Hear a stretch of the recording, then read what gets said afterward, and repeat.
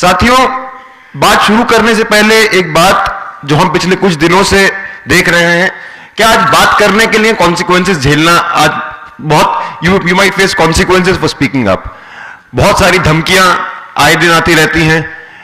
हमारे साथी कन्हैया का अभी आने वाले दिनों में बेल पिटीशन कैंसिल करने का भी एक पिटीशन डाला गया है कि आप बेल कैंसिल कर दीजिए। और एक चीज हमको बार बार बोला जा रहा है, अगर आप बहुत ज्यादा बोलेंगे तो आपको जेलों के पीछे भर दिया जाएगा, आपको मार दिया जाएगा। मैं बात एक शेर से शुरू करना चाहूंगा हबीब जालिब की, इन्हीं धमकियों को एड्रेस करते हुए।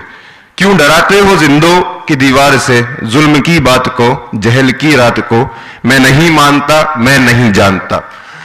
साथियों, आज हम लोग 3-4 लोग, शायद बहुत लोग जानते नहीं थे। अगर हमको जेल में बंद नहीं किया जाता तो आप सारे लोग हमको नहीं जानते, लेकिन आज जेल में डाल के उन लोगों ने हम लोगों को जेल में डाला, हम लोगों को अटैक किया, इसलिए उस वजह से हम लोगों की जान पहचान बढ़ी। लेकिन एक बहुत बड़ी जेल तो हमारा देश बन गया है। और जब मैं ये बात बोल रहा हूं तो मैं एक क्लीशे की तरह, एक रिटोरिक की तरह नहीं बोल रहा। एक्चुअली में जो जेल हमारे यहाँ के फैक्ट्रीज, यहाँ के जंगल, यहाँ के फील्ड्स बने हुए थे, आज हमारे विश्वविद्यालयों को जेल बना दिया गया है। 2 दिन नहीं हुए थे हमको आके, और मेरी साथी वहां हैदराबाद के साथी थे, उनसे बात हो रही थी। एक साथी ने फोन करके मुझे को बहुत डांटा जिस दिन बेल मिला। ये बोला कि तुम अपने आप को, यू आर नॉट केयरफुल, तुम देखते नहीं हो, आगे आगे चले जाते हो, इसलिए जेल में बंद कर दिया। 2 दिन बाद वही साथी को जेल में पकड़ कर ले गए वहां की पुलिस। तो वो पुलिस पकड़ कर ले गई, लेकिन उसके बाद वो यूनिवर्सिटी को भी एक जेल बना दिया है। आज वहां के साथी बोल रहे थे कि वो हैदराबाद सेंट्रल यूनिवर्सिटी नहीं रहेगा, वो हैदराबाद सेंट्रल जेल बन गया है। और यही कहीं ना कहीं हमारा हर एक विश्वविद्यालयों को जेल में तब्दील कर देना चाहते हैं और विश्वविद्यालय के अंदर छात्रों को जेलों में बंद कर देना चाहते हैं। साथियों, जितना कुछ जेएनयू में हुआ, ये जो पूरा का पूरा जेएनयू एपिसोड था, अगर एक्चुअली में आप उसको कोर में जाके देखें, this entire episode was not meant to harm, this entire episode was meant to scare, this was a psychological warfare. 9 फरवरी का कोई इवेंट उसका कारण नहीं है। हमारे गुनाह 9 फरवरी के पुराने गुनाह हैं, हमारे गुनाह कई साल पुराने गुनाह हैं। हमारे गुनाह ये गुनाह है कि इस सरकार को हमने हमेशा सड़कों पर उतर के कैंपस के अंदर, कैंपस के बाहर चुनौती दी है। हमारा गुनाह यह है कि हमने इस कैंपस के अंदर एक डिप्राइव लोगों को, बैकवर्ड इलाकों से आने वाले लोगों को, अलग अलग ओप्रेस कास्ट से आने वाले लोगों को, रिलीजियस माइनॉरिटीज से आने वाले लोगों को जगह दी है। हमने लड़के अपने एडमिशन पॉलिसी को इंक्लूसिव बनाया है, हमने निजीकरण का सामना किया है और हमने आरएसएस की विचारधारा को कन्फ्रंट किया है। इस गुनाह के लिए हमारे ऊपर ये अटैक किया गया। और अब इस अटैक में आप 10 फरवरी के बाद जितना पूरा देखें, जो मीडिया का एक रवैया रहा, अलग अलग जाके मीडिया ट्रायल किया गया, वहां हम कुछ लोगों की शक्ल आगे करके ऐसे गोल गोल गोल गोल करके 10-15 दिन तक दिखाई जा रही थी, ये मास्टरमाइंड है, ये मास्टरमाइंड है, ये मास्टरमाइंड है। उसके बाद रोज आप देखेंगे तो जो हमारे जेएनयू का नॉर्थ गेट है, उसके बाहर कुछ बजरंग दल के लोग, कोई गौरक्षा कमेटी के लोग आके प्रोटेस्ट करते हैं।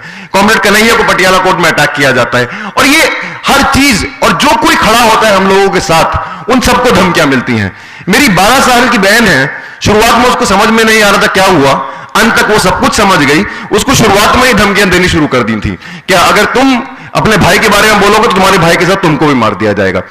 आज सबसे जरूरी है, आज अगर हम एक बात बार बार बोलते हैं कि fascism it breeds in fear, and the biggest responsibility, the biggest thing that we need to confront today is to overcome our fears. And if we overcome our fears, जो ऋचा सिंह ने बोला कि डर के आगे जीत है और संघर्ष के आगे जीत है, आज हमको संघर्ष में उतरने के लिए बहुत जरूरी है कि हम सारे लोग अपने इस डर को ओवरकम करें। एक बात मैं और बोलना चाहूंगा, और अगर हम कुछ इस जेएनयू के अटैक को एक ब्रॉडर कॉन्टेक्स्ट में देखें तो उस डर को ओवरकम करना बहुत आसान है। एक बात पूछने वाली बात है, what happened in JNU, it is not the state of exception in our country today, it is the state of rule. The attack on the universities is part of a larger attack on the entire society. जब JNU में attack हुआ, हम लोग तो jail के अंदर थे, उसके बाद उससे पहले हाइडिंग में थे कुछ दिन।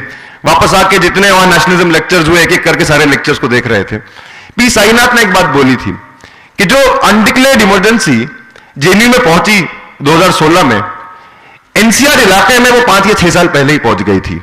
ये जो एनसीआर का पूरा इंडस्ट्रियल बेल्ट है, उसमें वो 5-6 साल पहले ही पहुंच गई थी। शायद जेएनयू में जो हमला हुआ, कुछ लोगों को उठाया गया, अरेस्ट किया, कुछ लोगों को सेडिशन बताया, सेडिशन के धारा के अंदर बुक किया गया, जेल के अंदर रखा गया, इस बात का मीडिया में बहुत चर्चा हुआ। उन्होंने भी हम पे एहसान नहीं किया, हमको विलेनाइज करने के लिए चर्चा करी, वो बात अलग है कि वो मामला पलट गया कुछ दिनों बाद। लेकिन जब 150 मजदूर मारुति के, उनको जेल के अंदर बंद किया गया था और वो ज्यादातर लोग आज भी बंद हैं, तो इसमें मीडिया पे कोई बात नहीं कही गई थी। जब बीजापुर में 2012 में 17 आदिवासियों को मार दिया गया था, मीडिया में उसको बहुत चर्चा नहीं हुई थी। जब मालेगांव से लोग छूटकर आए थे तो उस पर मीडिया पे चर्चा नहीं हुई थी। जब हम देखते हैं ऐसे बहुत सारे केसेस वो मीडिया में नहीं आते हैं। लेकिन ये बात समझने की बहुत सख्त जरूरत है कि ये सब कुछ हमारे देश में हो रहा है, और अगर हम इस कॉन्टेक्स्ट में अपने इस अटैक को देखें तो हमारे प्रतिरोध की आवाजों को जोड़ने की जो जिम्मेदारी है हम उसको और अच्छी तरीके से लेके देखेंगे और किस तरफ उस प्रतिरोध को लेके जाना है। साथियों, सिर्फ पिछले 2 साल से नहीं, पिछले ऑलमोस्ट 70 साल से, सन 47 से हम लोग प्रतिरोध कर रहे हैं, और हम लोग प्रतिरोध कर रहे हैं क्योंकि हम जानते हैं that to exist is to resist. अगर हम प्रतिरोध करना छोड़ दें तो शायद हम एग्जिस्ट ही नहीं करेंगे। और आज के समय में उस प्रतिरोध को हम किस तरीके से देखें कि एक रेजीम है जिस रेजीम को हमको बदल देना और हमारा प्रतिरोध खत्म हो जाएगा। अगर इससे हटके अगर हम कहीं ना कहीं ट्रांसफॉर्मेटिव पॉलिटिक्स की बात करें, अगर हम ट्रांसफॉर्मेशन की बात करें, अगर हम सोशल ट्रांसफॉर्मेशन की बात करें, तो वो प्रतिरोध हमारे लिए बहुत अलग मायने रखेगा और वो प्रतिरोध एक सच्चा मायने रखेगा। अगर हम चारों तरफ देखते हैं, एक बात प्रोफेसर हरबंस मुखिया ने बोली कि आज ये सरकार बहुत ही एंटी इंटेलेक्चुअल सरकार है। मैं पूरी तरीके से सहमत हूं, बहुत ही एंटी इंटेलेक्चुअल सरकार है।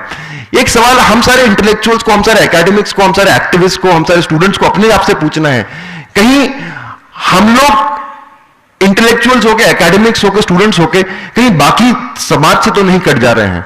कहीं हमारी यूनिवर्सिटीज कोई आइलैंड्स तो नहीं बन जा रही हैं? मैं और अनिर्बान जब जेल में थे तो हम लोग रोज 3 घंटा आपस में बात कर पाते थे, मिलते थे और हम लोग बहुत बात करते थे।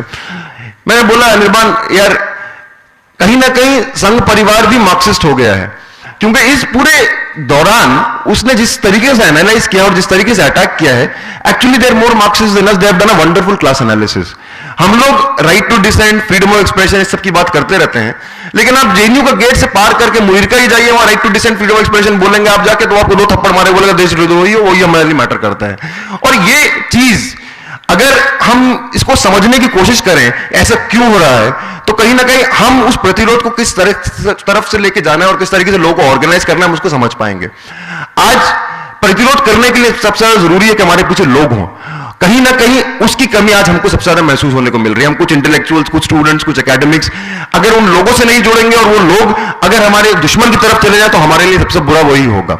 जब बात मैं अनिर्बान से बोल रहा था, मैं बोल रहा था कि अगर आप उस क्लास एनालिसिस में 2 लोगों को देखें, जो 2 क्लासेस एक्चुअल में हमारे साथ होनी चाहिए, एक लुम्पेन प्रोलेटारियत और दूसरा एक फ्रस्ट्रेटेड मिडिल क्लास पेटी बुर्जुआजी, जो अपने जॉब्स ना होने के कारण बहुत ज्यादा फ्रस्ट्रेशन में है, वो सारे लोग उन्होंने अपनी तरफ कर लिया। कहीं ना कहीं उनको हमें अपनी तरफ लेकर आना है।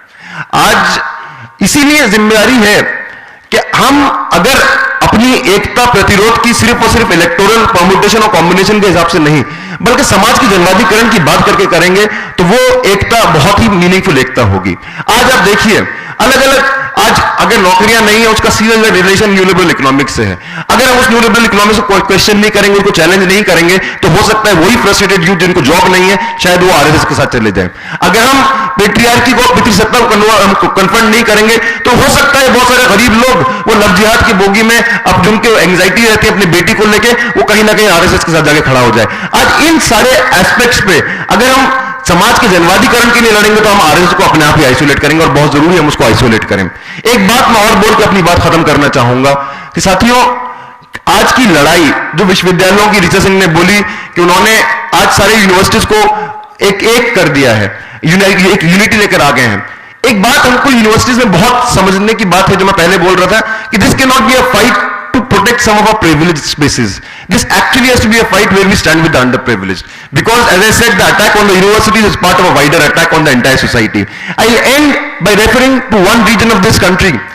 बहुत लोगों ने बहुत सारी चीजों पर बात रखी, मैं एक चीज पे बात रखूंगा। आज बस्तर में जो अटैक है वो एक बहुत ही भयानक अटैक है।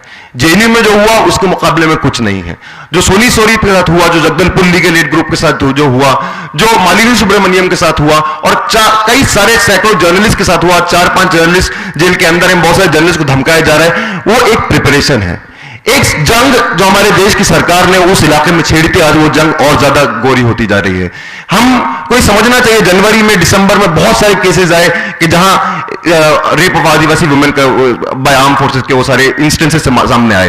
वो सारे लोग इन लोगों ने ही वो बाहर लेकर आए थे। अब नहीं चाहते, जब वो अटैक को इंटेंसिफाई कर रहे हैं तो चाह रहे सारे लोग जो हमारे पॉसिबल ट्रबल मेकर्स हो सकते हैं, जो सारे लोग इस बात को बाहर ले जा सकते हैं, उन सबको बाहर कर दिया जाए।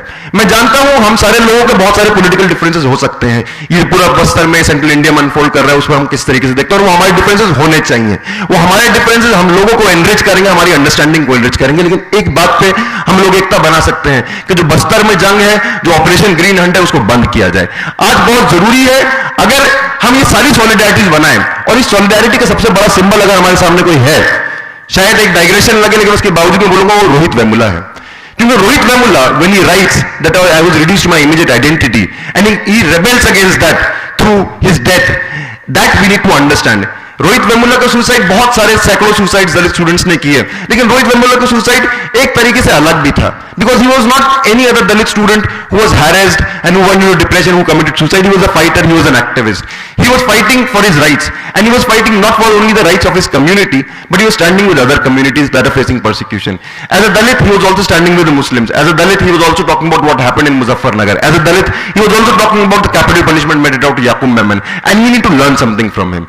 As different people, we need to come out of our immediate identity.